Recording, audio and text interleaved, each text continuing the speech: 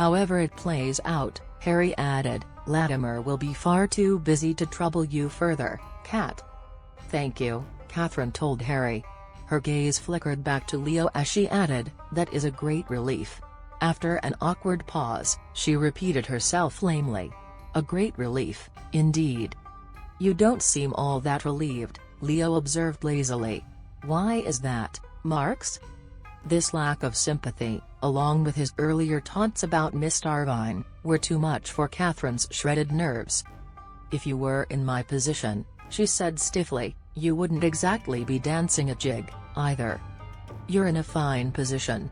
Leo's eyes were like blue ice. Latimer will soon be gone, Rutledge has acknowledged you publicly, you're a woman of means, and you have no obligations or commitments to anyone. What could you possibly want that you don't have? Nothing at all, she snapped. I think you're sorry to stop running and hiding. Because now you have to face the unfortunate fact that you have nothing and no one to run to. It's enough for me to stay still, she said coldly. Leo smiled with provoking insouciance. That brings to mind the old paradox. What paradox? About what happens when an unstoppable force meets an immovable object. Harry and Poppy were both silent, looking back and forth between them. I suppose I'm the immovable object? Catherine asked sarcastically. If you like. Well, I don't like, she said, scowling, because I've always thought that was an absurd question. Why? Leo asked. There is no possible answer. Their gazes clashed and held. Yes, there is, Leo said, seeming to enjoy her rising fury. Harry joined in the debate. Not from a scientific standpoint.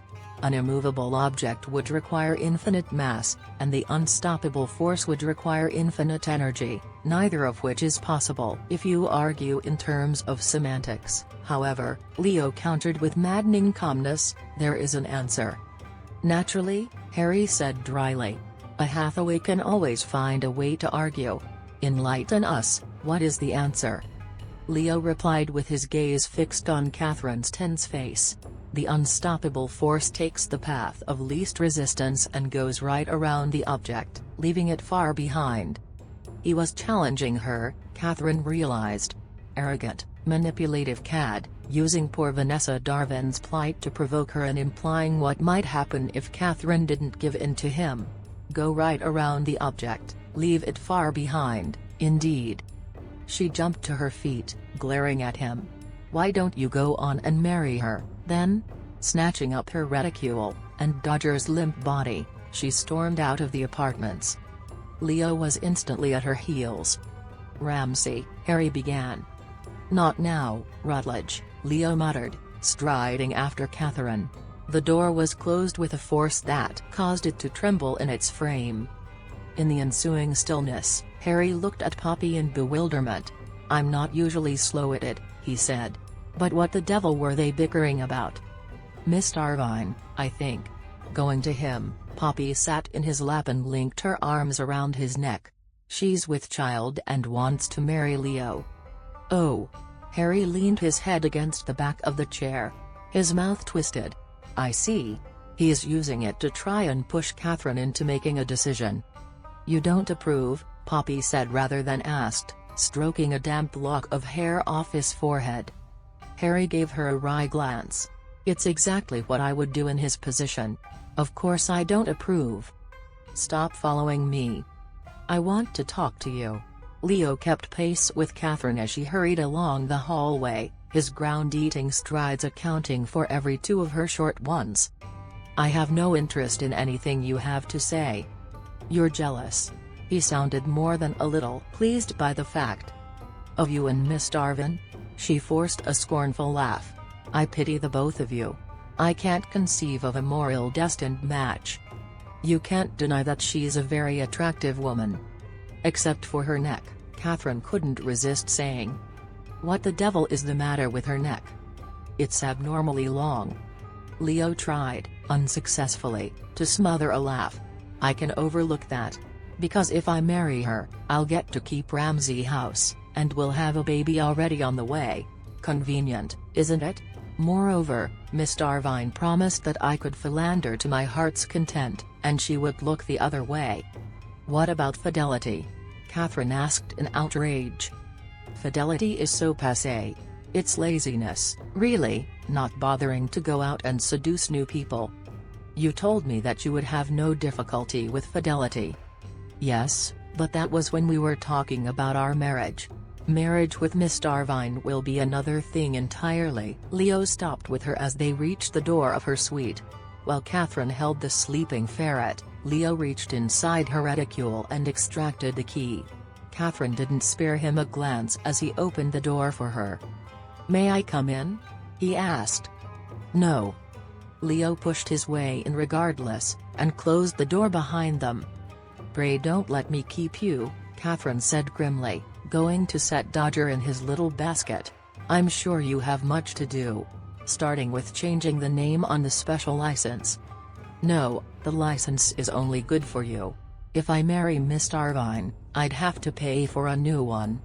"I hope it's expensive," she said vehemently. "It is." Leo approached her from behind and put his arms around her, hauling her back securely against him. "And there's another problem." "What is it?" she asked, struggling in his grasp. His mouth touched the edge of her ear.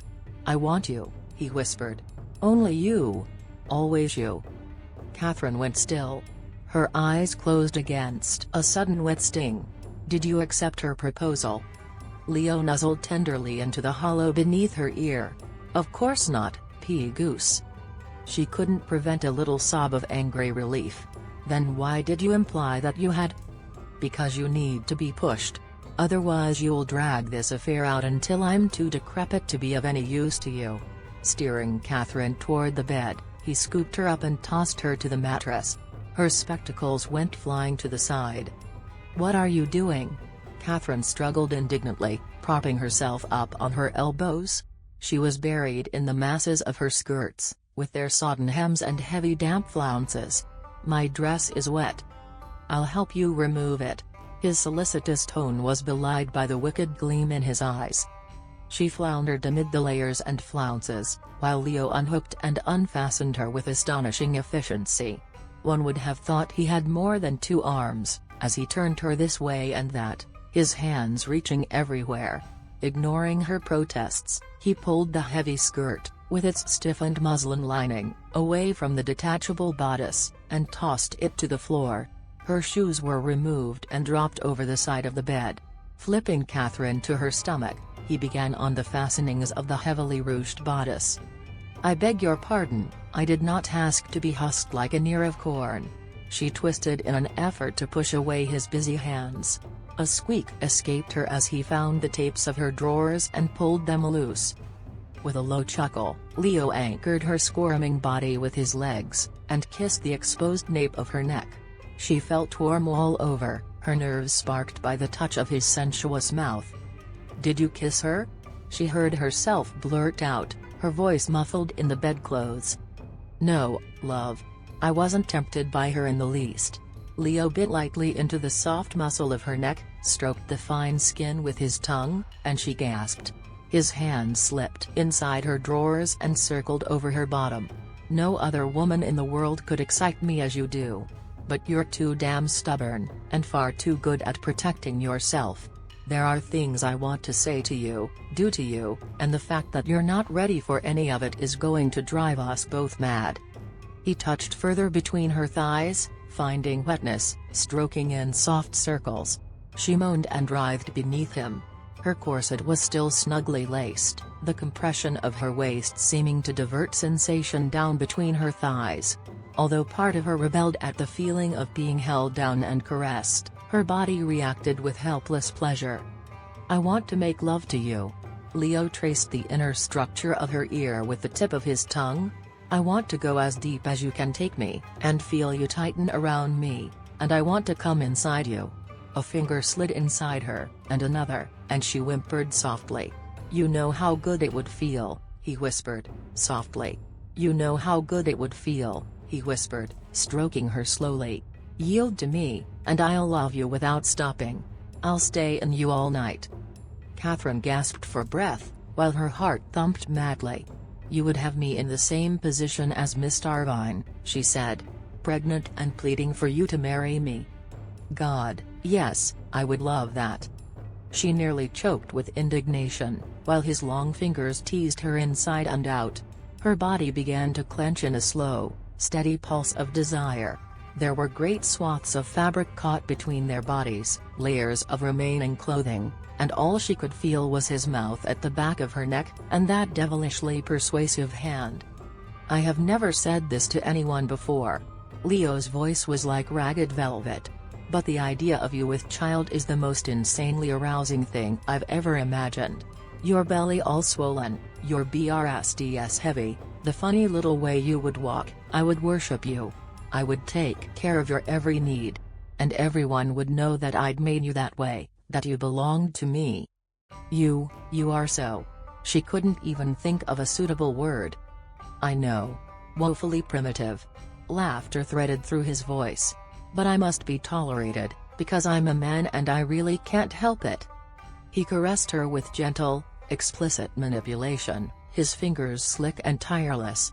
She felt a new flush of arousal, the liquid heat spreading out to her fingers and toes. Moving behind her, he tugged her drawers to her knees, and fumbled with the fastenings of his trousers. He let his weight settle on her deliciously. A blunt, moist pressure slipped between her thighs, not quite entering. White fire raced through her senses, and her body trembled at the verge of release, so close. "You have a decision to make, Kat." Leo kissed the side of her throat hungrily, his mouth strong and wet. "Either tell me to stop right now, or let me take you all the way. Because I can't withdraw at the last moment any longer. I want you too much. And I probably will make you pregnant, love, because I'm feeling rather potent at the moment. So it's all or nothing. Tell me yes or no." "I can't," Catherine thrashed in frustration as his HPS lifted from hers. As he rolled her over to face him, she glared up at him. Unable to stop himself, he lowered his head and kissed her voraciously, savoring the sound of need that came from her throat.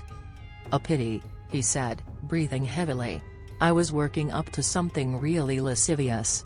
Rolling off her, he reached for the fall of his trousers, muttering something about the risk of doing himself permanent injury as he tried to fasten them again. Catherine watched him incredulously. "You're not going to finish?" He let out an unsteady sigh. "As I said, all or nothing." She wrapped her arms around herself, trembling with desire until her teeth chattered. "Why are you trying to torture me?" "It's becoming clear that a lifetime of patience wouldn't be enough to break through your guard. So I'll have to try something else." Leo kissed her gently and left the bed. After he raked both hands through his disheveled hair and straightened his clothes, he gave her a smoldering glance, followed by a grin that seemed to mock both of them simultaneously. "I'm waging war, love. And the only way to win this kind of war is to make you want to lose." Only a woman made of stone could have lasted against the campaign Leo launched over the next week. It was courtship, he claimed, but there should have been another word for it, the way he kept Catherine constantly off balance with his sweetly subversive charm. One moment he provoked her into some nonsensical and highly entertaining argument, and the next he was soothing and kind. He whispered whimsical compliments and lines of poetry in her ear, and taught her naughty French words, and made her laugh at inappropriate moments. What Leo did not do, however, was try to kiss or seduce her. At first Catherine was amused by this obvious tactic, and then secretly miffed, and then intrigued. She frequently found herself staring at his mouth, so flawless and firm, she couldn't help remembering their past kisses, daydreaming about them. When they attended a private musical evening at a mansion on Upper Brook Street, Leo stole Catherine away as the hostess led a group of guests on a tour of the house. Following Leo to a private corner behind an arrangement of dull potted ferns, Catherine went eagerly into his arms. Instead of kissing her, however, he pulled her into the warm strength of his body, and held her. Simply held her, keeping her warm and close, letting his hands course slowly over her back. He whispered something secretive amid the pinned-up swirls of her hair, the words too soft for her to hear. What Catherine enjoyed above all was walking with Leo through the Rutledge Gardens, where sunlight stuttered through trees and hedges, and the breezes carried the crisp hint of approaching autumn. They had long conversations, sometimes touching on sensitive subjects. Careful questions, difficult answers. And yet it seemed they were both struggling toward the same goal, a kind of connection that neither of them had ever known before. Sometimes Leo drew back and looked at her for wordless moments, as one might stare at a work of art in a museum, trying to discover its truth. It was compelling, the interest he showed in her. Seductive. And he was a wonderful conversationalist, telling her stories about his childhood misadventures, about what it had been like to grow up in the Hathaway family, about the time he had spent in Paris and Provence. Catherine listened carefully to the details, gathering them like quilting scraps, piecing them together to form a better understanding of one of the more complex men she had ever met. Leo was an unsentimental rogue who was capable of great sensitivity and compassion. He was an articulate man who could use words either to soothe like a bomb of honey, or dissect like a surgeon's knife. When it suited him, Leo played the part of a jaded aristocrat, adeptly concealing the quicksilver workings of his brain. But sometimes in unguarded moments, Catherine caught glimpses of the gallant boy he had once been, before experience had weathered and hardened him. "In some ways he's very much like her father was," Poppy told her in private. Father loved conversation. He was a serious man, an intellectual, but he possessed a streak of whimsy. She grinned, remembering. "My mother always said she might have married a more handsome man, or a wealthier one, but never one who talked as he did. And she knew herself to be the kind of woman who would never have been happy with a dullard." Catherine could well understand that. "Did Lord Ramsay favour your mother in any regard?" "Oh, yes. She had an artistic eye, and she encouraged Leo in his architectural pursuits." Poppy paused. "I don't think she would have been pleased to learn that Leo would inherit a title. She didn't have a high opinion of the aristocracy. And she certainly wouldn't have approved of Leo's behavior in the past few years, although she would be very glad that he had decided to mend his ways." "Where did his wicked wit come from?" Catherine asked. "Your mother or your father?" "That," Poppy said dryly, "is entirely Leo's own." Nearly every day, Leo brought Catherine a small gift, a book, a box of sweets, a collar made of Brussels bobbin lace in a delicate pattern of openwork flowers. "This is the loveliest lacework I've ever seen," she told him regretfully, setting the exquisite gift on a nearby table with great care. "But my lord, I'm afraid." "I know," Leo said. "A gentleman shouldn't give personal items to a lady he's courting." He lowered his voice, mindful of being overheard by Poppy and the housekeeper, who were talking by the threshold of the Rutledge apartments. "But I can't take it back, no other woman could do it justice. And Marks, you have no idea of the self-restraint I exercised. I wanted to buy you a pair of embroidered stockings with little flowers that run all the way up the insides of your—" "My lord," Catherine whispered, a light blush covering her face. "You forget yourself." "I haven't forgotten a thing, actually. Not one detail of your beautiful body. Soon I may start sketching you naughty again. Every time I put a pencil to paper, the temptation nearly overwhelms me." She tried to look severe. "You promised not to do that again." "But my pencil has a will of its own," he said gravely. Catherine's color deepened, even as a smile tugged at her lips. "You're incorrigible." His lashes lowered fractionally. "Kiss me, and I'll behave." She made an exasperated little sound. "Now you want to kiss me, when Poppy and the housekeeper are standing only a few yards away. They won't notice. They're involved in a riveting conversation about hotel toweling." Leo's voice lowered to a whisper. "Kiss me. One little kiss. Right here." He pointed to his cheek. Perhaps it was the fact that Leo looked rather boyish as he teased her, his blue eyes alight with mischief. But as Catherine looked at him, she was nearly overwhelmed with a strange new feeling, a warm giddiness that invaded every part of her body. She leaned forward, and instead of kissing his cheek, she put her mouth directly on his. Leo drew in a surprised breath, letting her take the lead. And, giving into temptation, she lingered longer than she had intended, her mouth softly teasing, her tongue shyly touching his lips. He responded with a low sound, his arms going around her. She sensed the rising heat in him, the carefully banked urges threatening to flare out of control.